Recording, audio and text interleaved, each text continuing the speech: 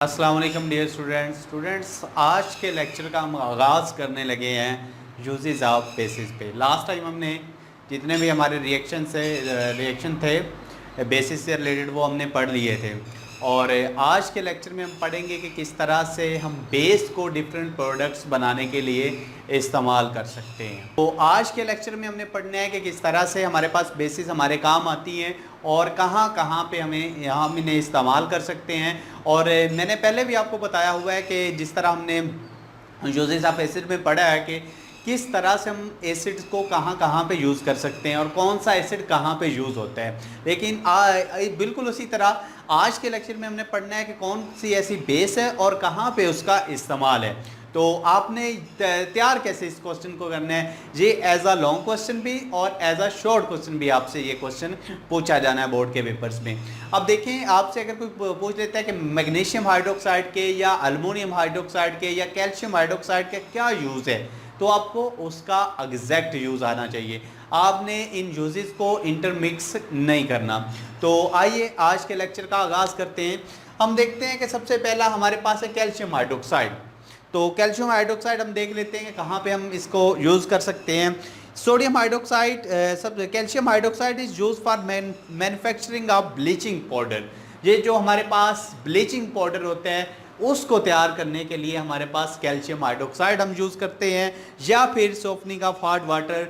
जो हमारे पास कई ऐसे इलाके हैं जहाँ पे सॉफ्ट वाटर प्रोड्यूस नहीं होता, नीचे से ज़ेर ज़मीन जो पानी होता है वो हार्ड होता है, सख्त होता है, तो उसका सख्तपन ख़त्म करने के लिए हम क्या करते हैं, कैल्शियम हाइड्रोक्साइड को यूज़ कर सकते हैं। इसके अलावा क्या है जी, हमारे पास neutralising acid soil and lakes. हमारे पास ये जो झीलें होती हैं या फिर सॉइल है, झीलों में पानी अगर एसिडिक हो जाता है या एसिड रेन की वजह से वहाँ पे एसिडिटी ज़्यादा हो जाती है उस पानी की, तो हम क्या करते हैं, कैल्शियम हाइड्रोक्साइड का वहाँ पे इस्तेमाल करते हैं, और जो हमारे पास सॉइल होती है और जो झीलें होती हैं इनकी एसिडिटी को न्यूट्रलाइज किया जा सकता है। और मैंने ये आपको ऑलरेडी भी बताया हुआ है कि जब एसिड और बेसिस आपस के साथ रिएक्ट करते हैं तो ये न्यूट्रलाइजेशन रिएक्शन होता है और बदले में हमें साल्ट और वाटर मिलता है।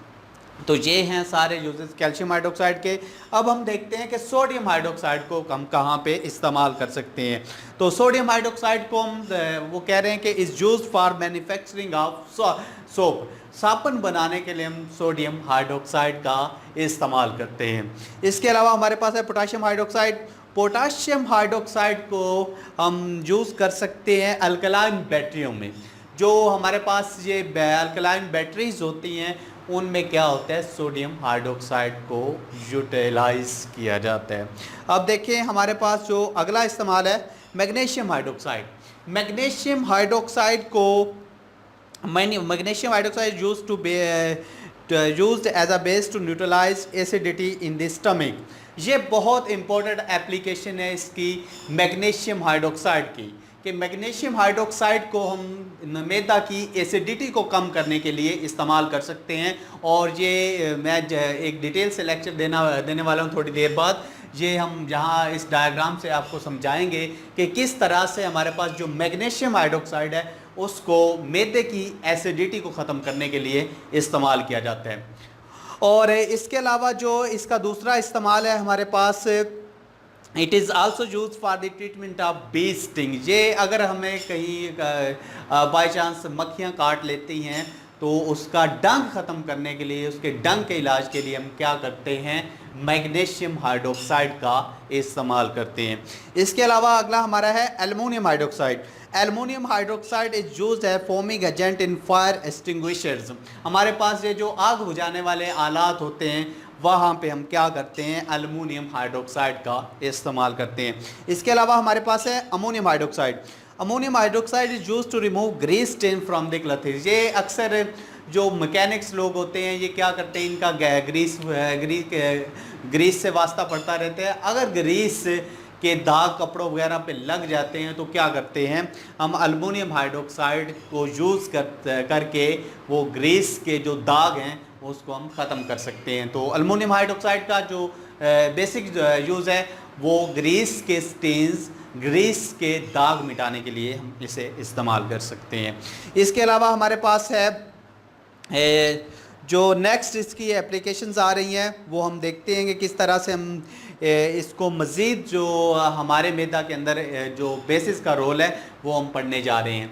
अब देखिए हमारे पास एक यहाँ पे जो एक इंफॉर्मेशन गिवन है, कभी कभार ये शॉर्ट क्वेश्चन में पूछ लेते हैं और बच्चे इसे छोड़ देते हैं। ये आपने छोड़नी नहीं है, बल्कि क्या करना है, इसको भी आपने अच्छे तरीके से याद करना है। अब देखिए इसका एक खुलासा मैं आपको दे देता हूँ।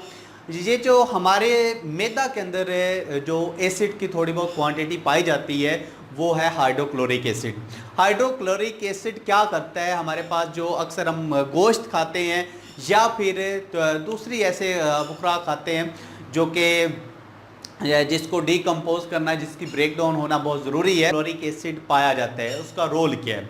उसका रोल हमारी बॉडी में जब हम ये चिकन वगैरह या फिर गोश्त व मीट वगैरह खाते हैं तो कि इसने क्या करना होता है, ये बहुत ही ज़्यादा ये सख्त खुराक है। एक तरह लिहाज से देखी जाए सख्त किस लिहाज से होगी, क्योंकि इसके मालिक्यूल्स के दरमियान क्या होंगे, स्ट्रॉन्ग बॉन्ड पाए जाएंगे और उन बॉन्ड्स की ब्रेक डाउन होना बहुत ज़रूरी है। और वो किस तरह से होगी, हमारे मैदा के अंदर एसिड के साथ साथ कुछ ऐसे साल्ट्स पाए जाते हैं जो कि क्या करते हैं, इसकी ब्रेक डाउन कर देते हैं। अब देखें अगर हमारे मैदा में ये ऐसी हम खुराक लेते हैं, गोश्त वगैरह लेते हैं, तो वो क्या हाइड्रोक्लोरिक एसिड क्या करता है, हाइड्रोक्लोरिक एसिड एक तो इनकी ब्रेक डाउन कर देता है, प्लस अगर इनमें से कुछ जरासीम है तो वो इनको भी क्या कर देगा, मार देगा।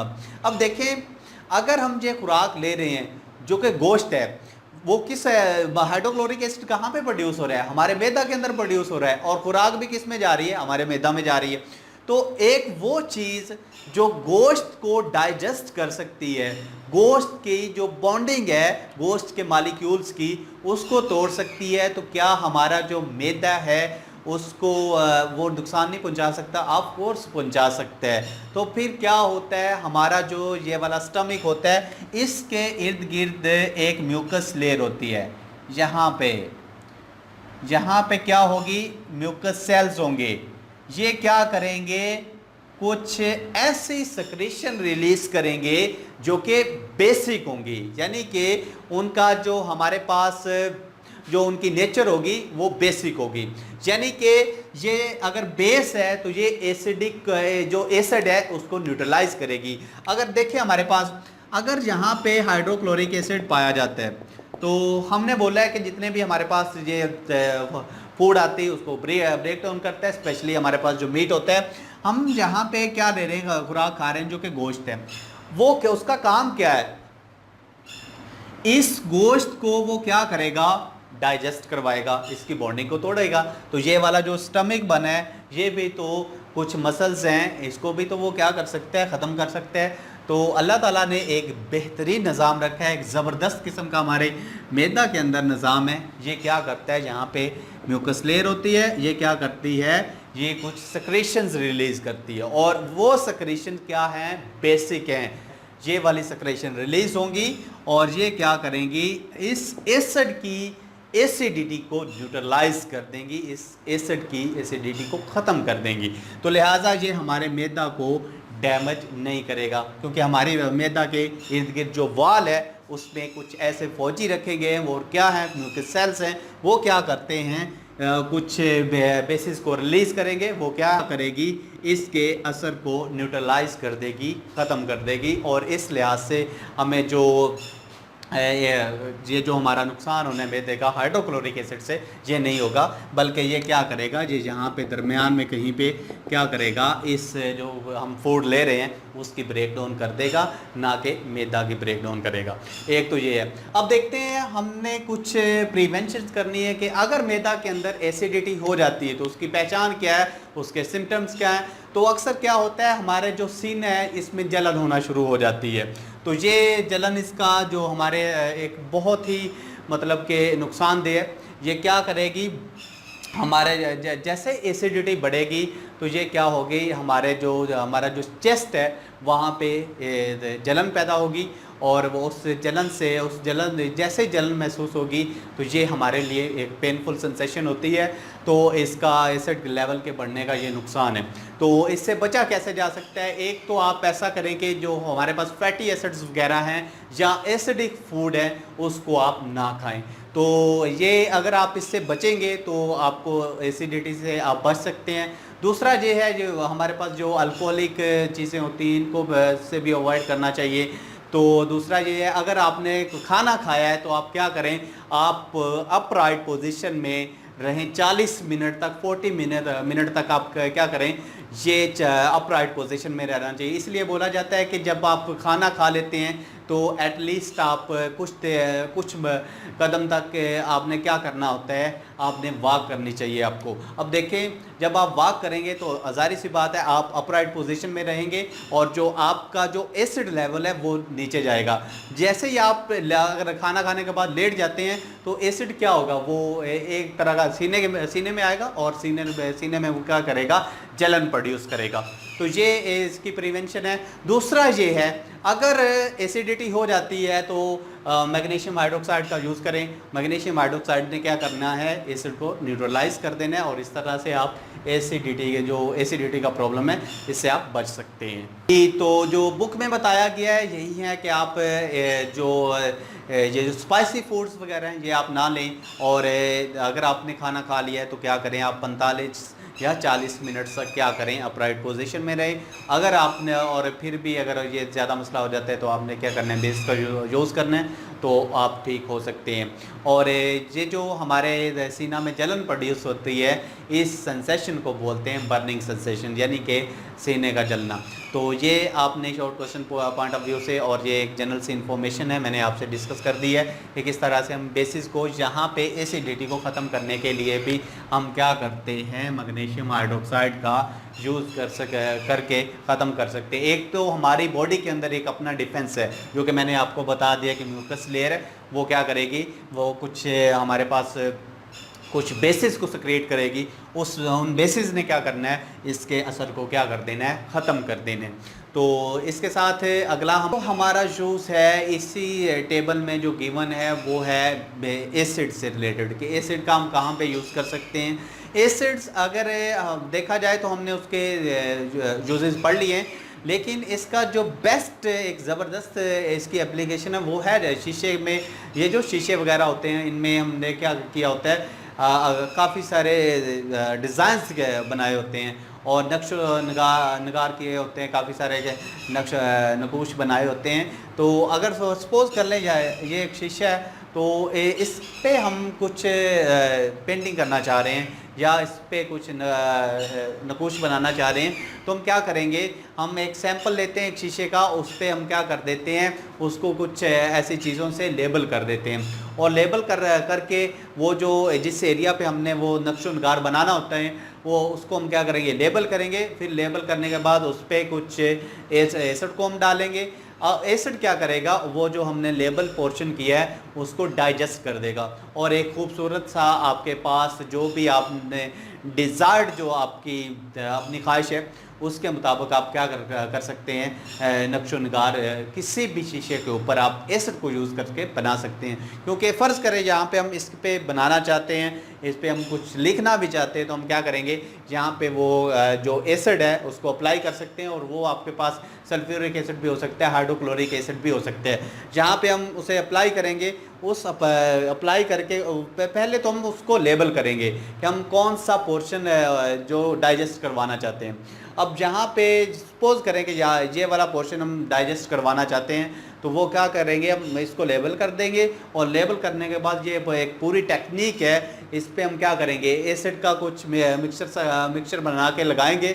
तो वो एसिड क्या करेगा, इस लेबल्ड पोर्शन को क्या कर देगा, डाइजेस्ट कर देगा। जब जैसे वो डाइजेस्ट होगा तो जैसे भी आप नक्शो नगार बनाना चाहते हैं तो खूबसूरत तरीके से आप एसिड को यूज़ कर सकते हैं। लेकिन इसका एक नुकसान ये है कि जैसे जब भी आप एसिड के साथ वर्क कर रहे होते हैं तो आपको ख़तरा होता है कि आपके टिश्यूज़ जो हैं वो जल सकते हैं, आपके जो स्किन सेल्स हैं ये जल सकते हैं। तो ये एक एहतियात बरतना पड़ती है ऐसे कामों में।